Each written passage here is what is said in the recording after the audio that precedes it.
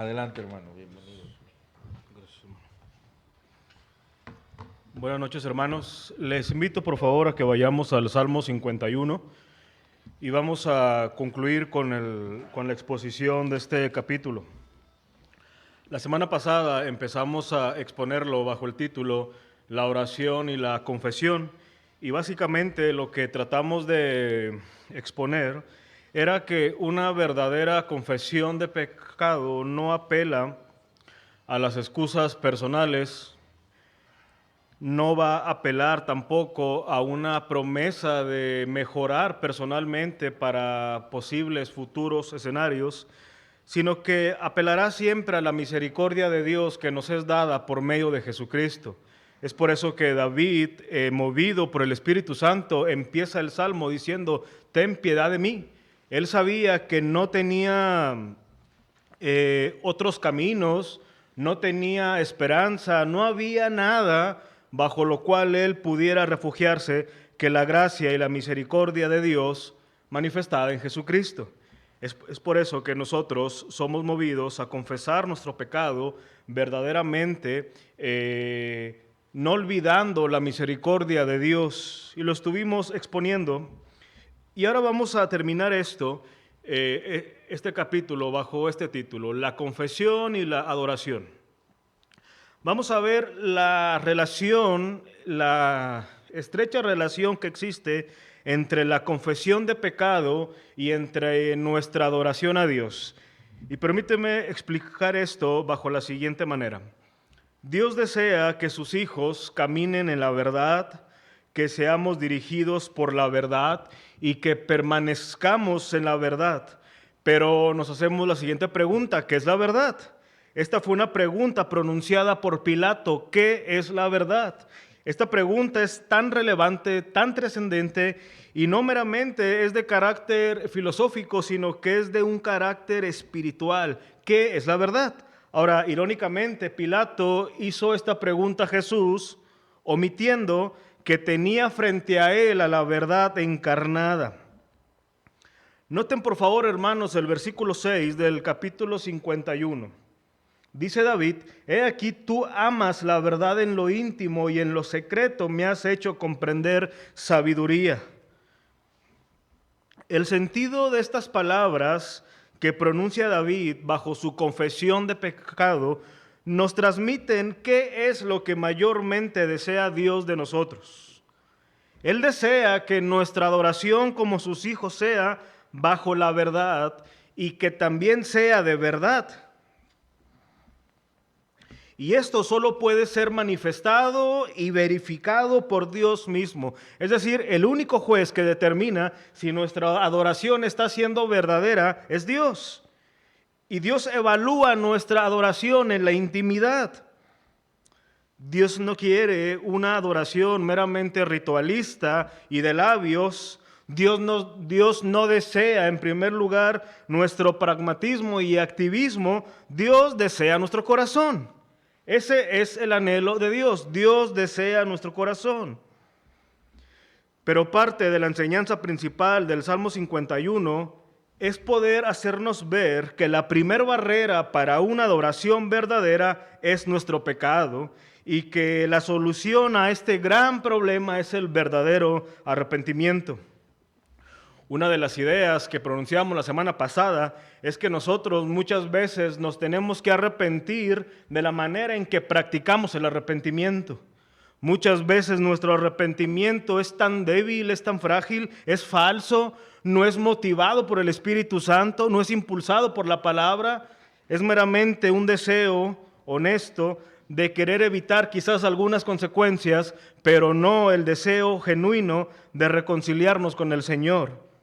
Así que nuestro mayor problema para una adoración verdadera es nuestro pecado, y una primera solución a este gran problema es el arrepentimiento.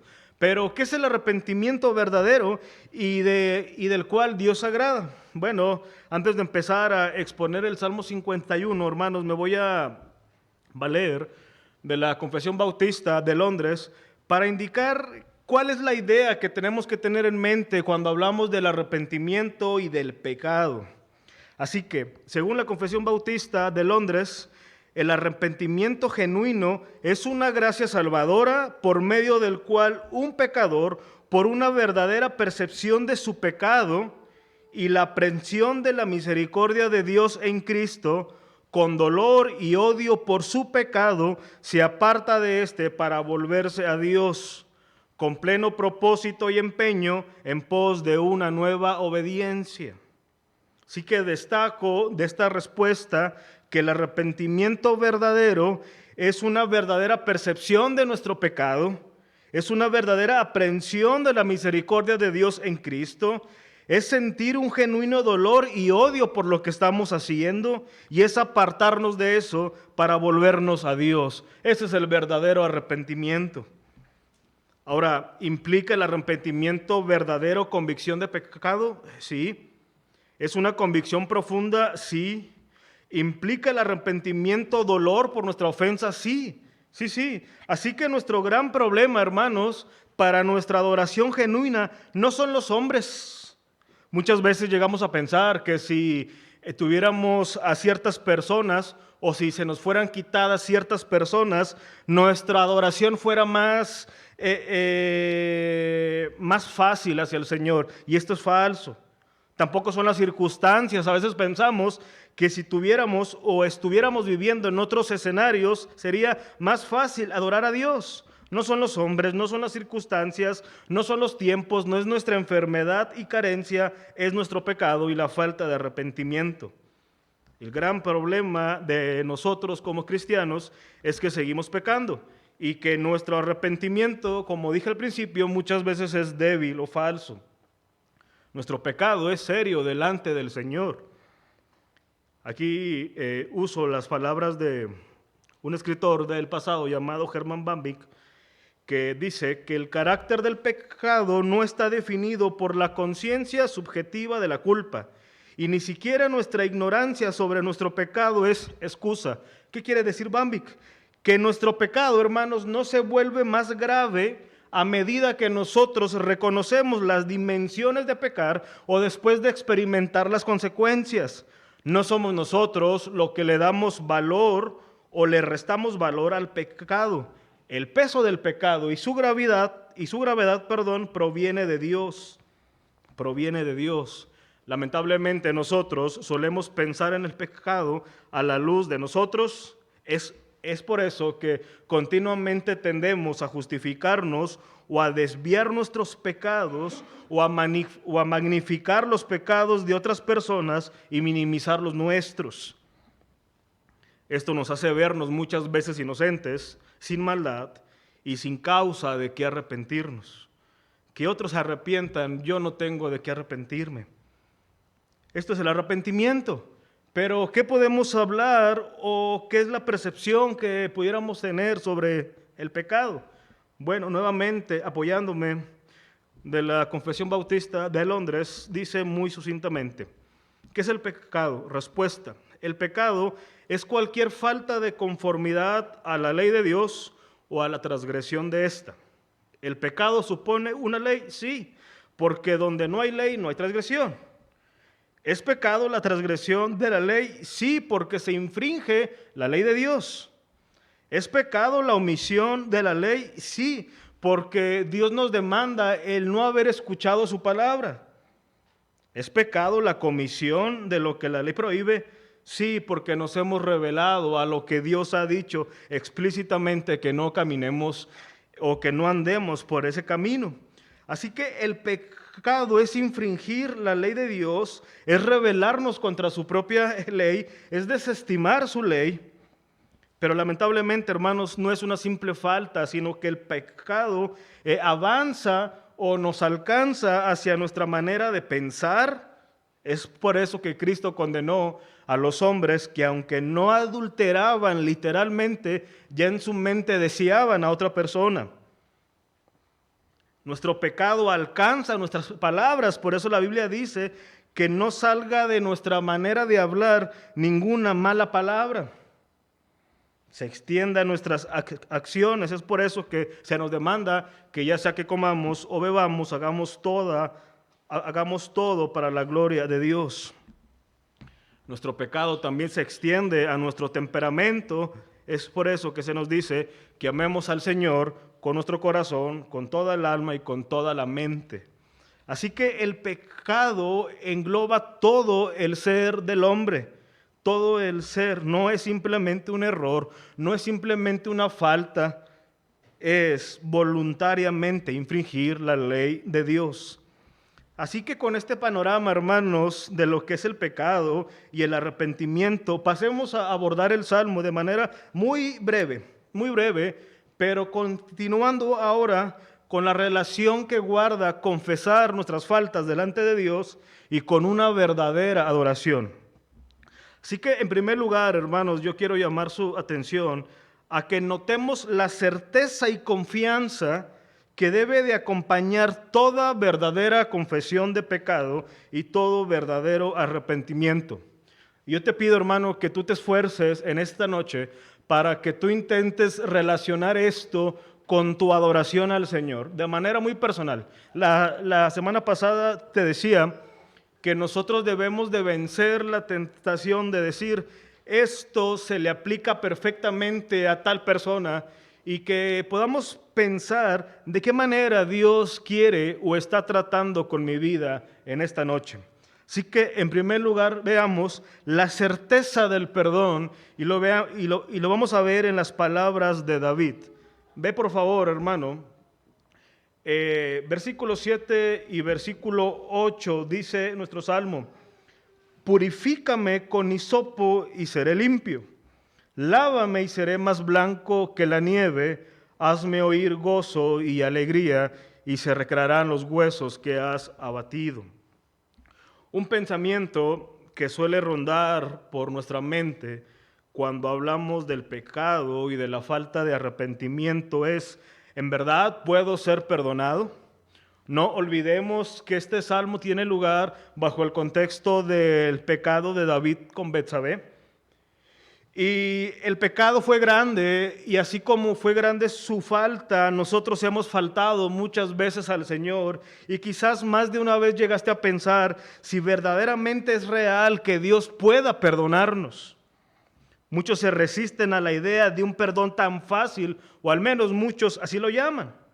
Ahora, nosotros tenemos que entender, hermanos, y aprender a diferenciar lo que es la gracia de Dios que se derrama en Cristo a lo que muchos ofrecen como una gracia barata. Recordemos, nuestra salvación, hermanos, no fue gratuita, tuvo un alto costo. La muerte del justo, el Hijo de Dios.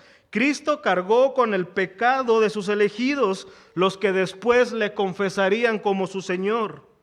La salvación de nuestra alma no es barata ni gratuita, sino que le costó la vida a nuestro gran Señor y Dios Jesucristo. Pues por ese medio de su muerte, por medio de su muerte, que el hombre que cree verdaderamente en Él puede ser perdonado. Aquella deuda grande e imposible de pagar por nosotros está disponible para todos los que depositan su fe en Cristo Jesús y van a Él en fe y arrepentimiento. Cuando esto pasa, la Biblia nos da garantías de que todo pecado que nos condenaba es verdaderamente perdonado.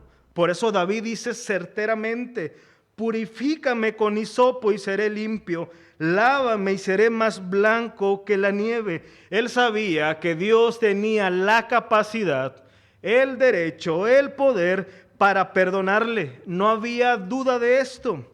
Ahora, el hisopo era una planta muy usada por los judíos para rociar. Se usaba ceremonialmente para la pureza de los que habían estado enfermos de lepra.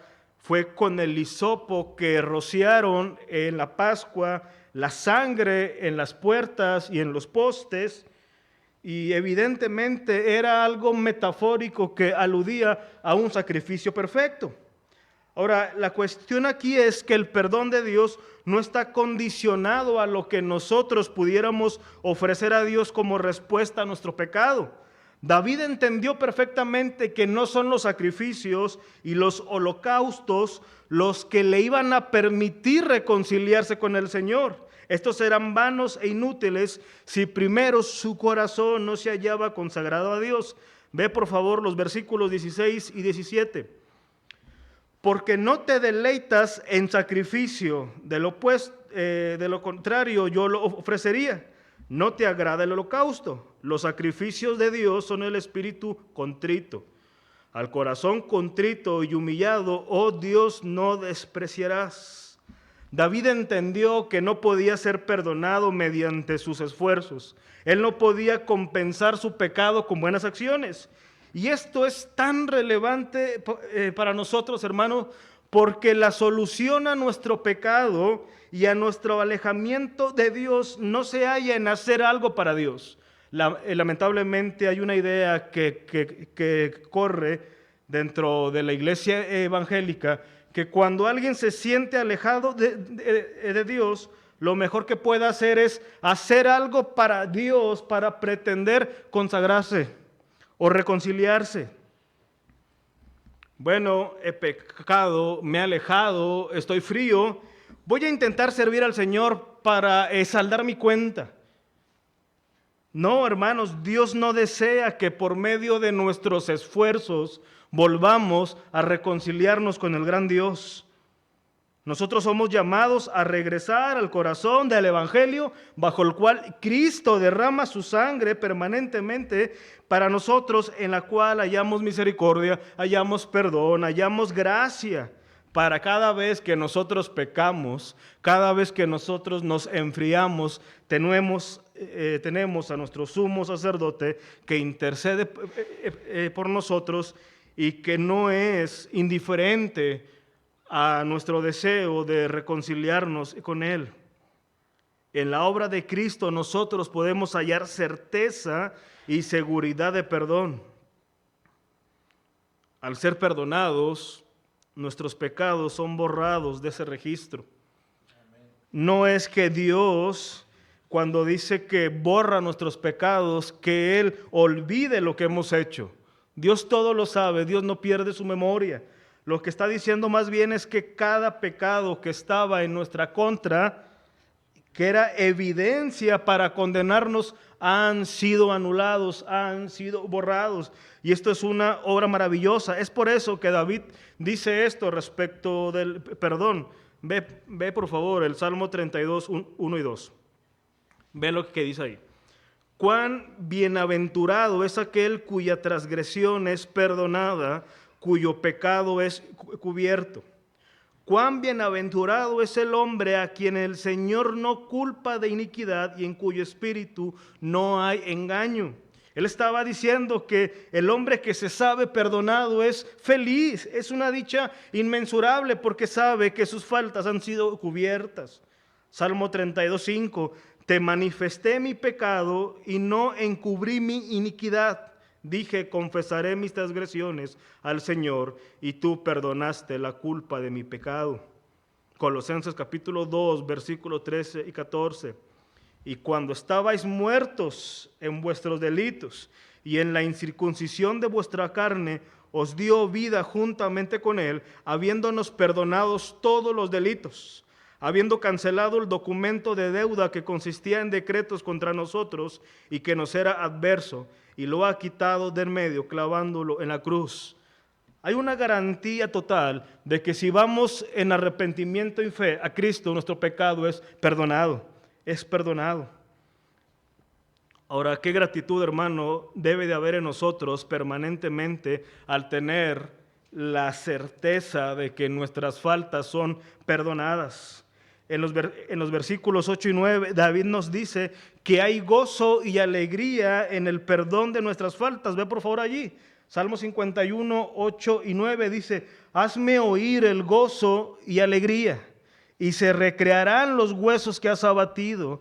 Esconde tu rostro de mis pecados y borra todas mis maldades. No hay mayor dicha que el saberse perdonado.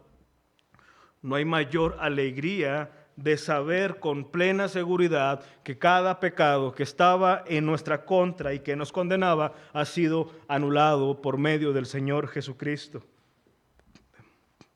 Piensa esto, hermanos. muchas veces Dios en su soberanía permite o a veces anula las consecuencias de nuestra falta. Eso está en Él y en su sabiduría. No vamos a entender por qué a veces nos permite experimentar las consecuencias y hay veces que en su gracia nos libra de tales. Sin embargo, si Dios no derrama su perdón por medio de Cristo, el hombre estaría doblemente en problemas. Se tendría que enfrentar a las consecuencias de sus errores y al mismo tiempo tener que lidiar con un futuro juicio. Gracias sean dadas a Dios que nuestro juicio ya fue llevado a cabo en la corte del Calvario. Nuestros pecados ya fueron juzgados y el perdón es dado a nosotros. Ahora, toda esta promesa, toda esta realidad es por medio de Cristo y si estamos en Cristo. ¿Y por qué esto es relevante, hermanos? Porque sin perdón estamos en condenación. Y si estamos en condenación es porque somos enemigos de Dios. Y alguien que es enemigo de Dios no puede adorar ni dar gloria a Dios. Alguien que no está en la posición de amigo no puede dar gloria a Dios. Pero en segundo lugar, hermanos, vean que la verdadera confesión y el verdadero arrepentimiento de nuestro pecado implica un reconocimiento permanente del pecado como nuestro mayor enemigo. Es por eso que en segundo lugar veamos la necesidad de renovar permanentemente nuestro corazón. Versículo 10. Crea en mí, oh Dios, un corazón limpio y renueva un espíritu recto dentro de mí. Este es un pasaje muy conocido.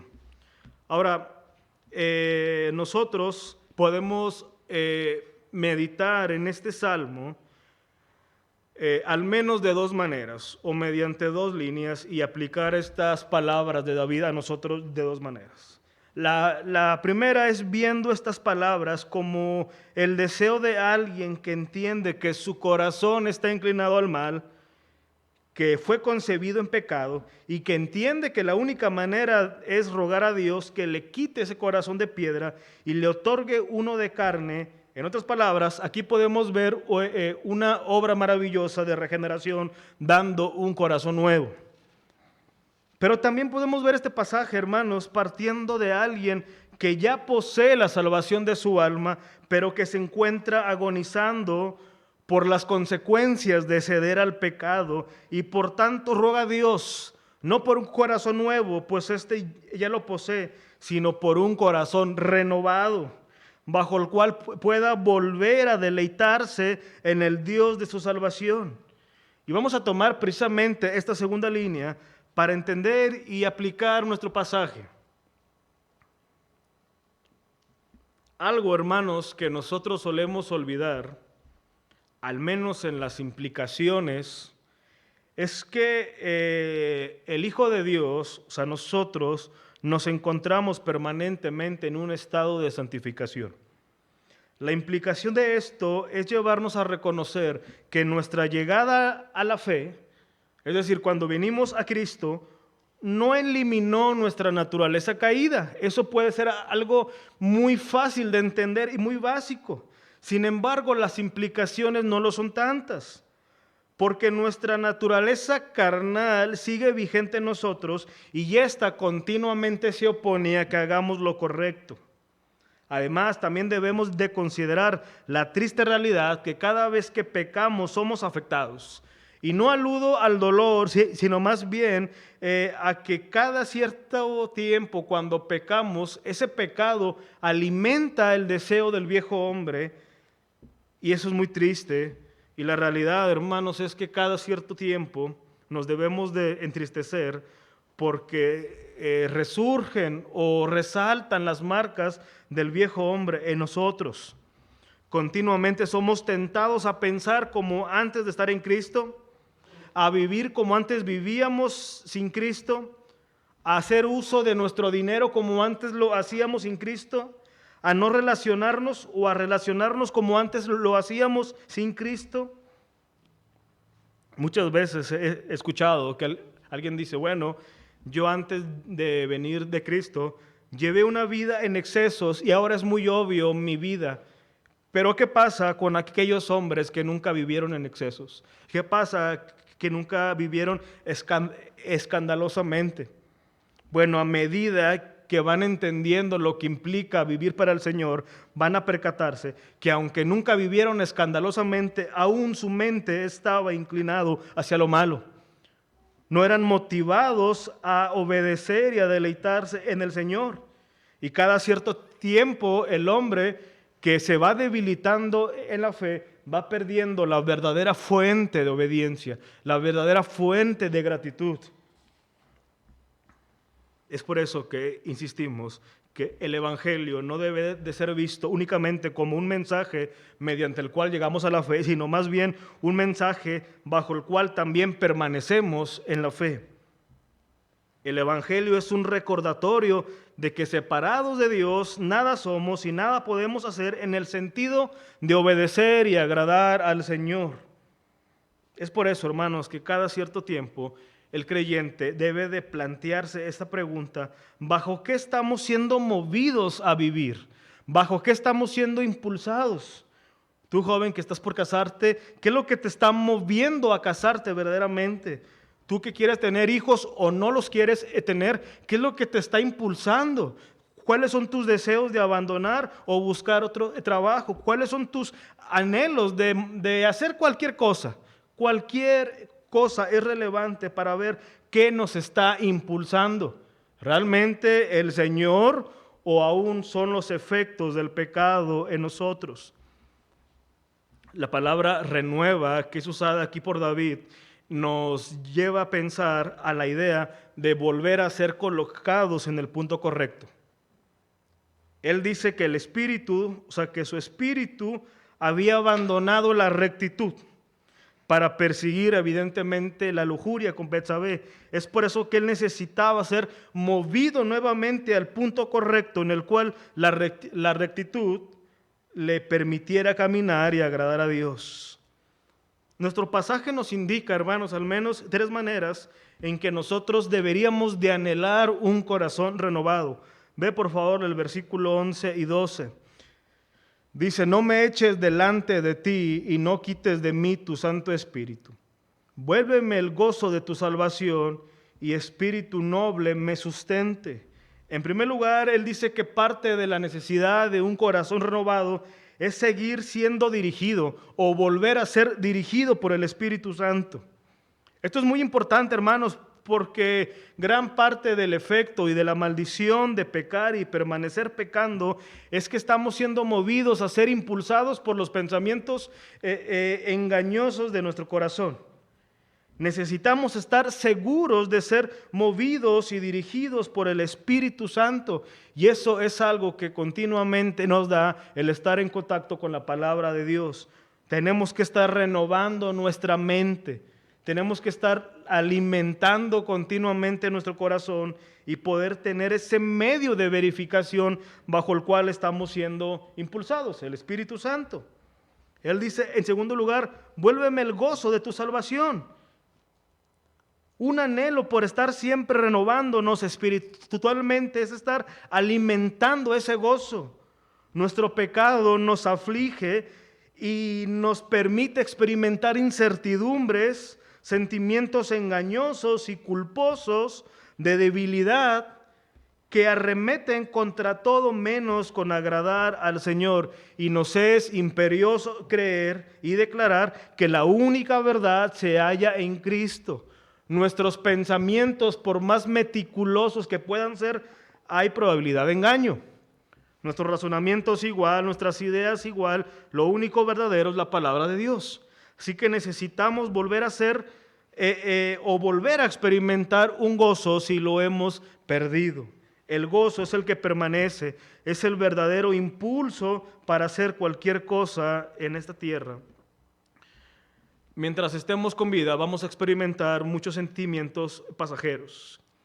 La alegría de un hijo, de un mejor empleo, de una nueva amistad, de una mejor posición. Todas esas alegrías son pasajeras. Lo único que permanece y que permanecerá es el gozo de sabernos salvados por gracia. Ese es el gozo que experimentamos aquí y que vamos a experimentar en la eternidad. Pero también David nos habla, en tercer lugar, del reconocimiento de depender en todo momento de Dios. Es por eso que él dice, y tu espíritu noble me sustente. Él sabía y se adelanta a decir, Dios, no me permitas derramar sangre. Él entendía que si ya pecó así en esta ocasión, había posibilidad de volverlo a hacer y quizás más grave. Una de las maneras en que podemos ver la gracia del Señor es frenando nuestras maldades presentes. No solamente la gracia de sabernos salvados y perdonados, sino la gracia de frenar nuestra maldad. Esa es parte de la gracia del Señor.